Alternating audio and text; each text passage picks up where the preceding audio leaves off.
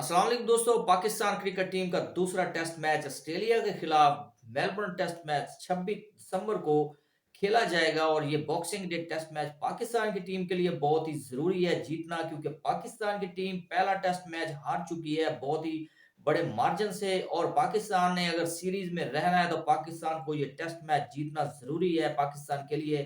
पाकिस्तान की टीम में चंद तब्दीलियां भी होने जा रही हैं। खुरम शहजाद जिन्होंने डेब्यू किया था पहले टेस्ट मैच में, वो अनफिट हुए हैं, उनकी रिब्स में प्रॉब्लम था, इंजरी हुई है, जिसकी वजह से मेडिकल पैनल ने उनकी एमआरआई रिपोर्ट देखने के बाद ये डिसाइड किया है कि ये वतन वापस लौटेंगे और पाकिस्तान के लिए मजीद नहीं खेल पाएंगे।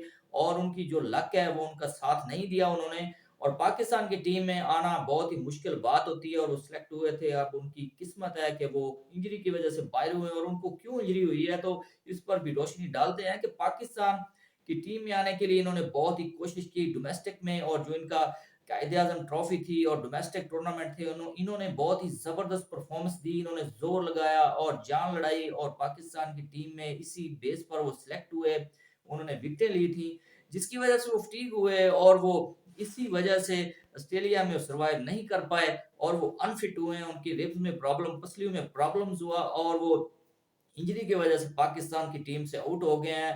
और हमारी तो दुआ है कि अल्लाह इनको जल्द सेहत याब करे और पाकिस्तान की टीम के लिए ये दोबारा खेल पाए।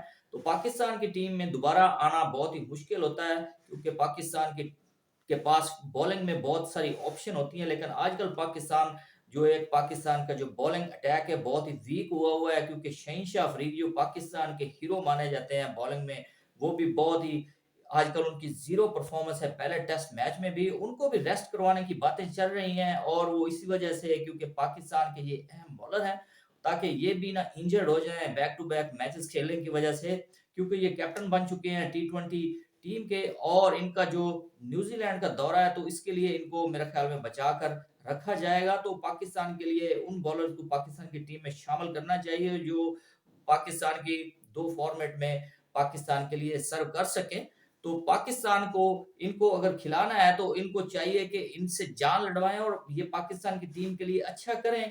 तो पाकिस्तान के लिए ये कुछ ना कुछ कर सकते हैं। मेरे ख्याल में फिलहाल तो शहीन अफरीदी की जो परफॉर्मेंस है बिल्कुल ही जीरो है। इसके अलावा अगर पाकिस्तान की टीम में हसन अली और जो मीर हमजा है वो खुरम शहजाद की जगह पर इनको पाकिस्तान की टीम में शामिल किया जाएगा, और जो फास्ट बॉलिंग अटैक है पाकिस्तान का ये बेहतर होगा, तो पाकिस्तान ऑस्ट्रेलिया के खिलाफ फाइट कर पाएगा और इसी सूरत में पाकिस्तान टेस्ट मैच जीत सकता है। तो पाकिस्तान को बहुत ही बेहतर बॉलिंग करना पड़ेगी और बैटिंग में भी बहुत जबरदस्त जान लड़ाना पड़ेगी, क्योंकि पाकिस्तान की जो बैटिंग लाइनअप है बहुत ही वीक है। पाकिस्तान के ओपनर्स ने बहुत ही नाकस और पुअर परफॉर्मेंस दी थी पहले टेस्ट मैच में इमामुल हक और अब्दुल्ला शफीक की तरफ से, और बाबर आजम ने भी कोई खास कारकर्दगी नहीं दिखाई थी, और कप्तान शान मसूद भी बिल्कुल ही फ्लॉप हो गए थे। और पाकिस्तान के ओवरऑल बैटिंग लाइनअप की बात करें तो बिल्कुल ही मिस हो गए थे सारे।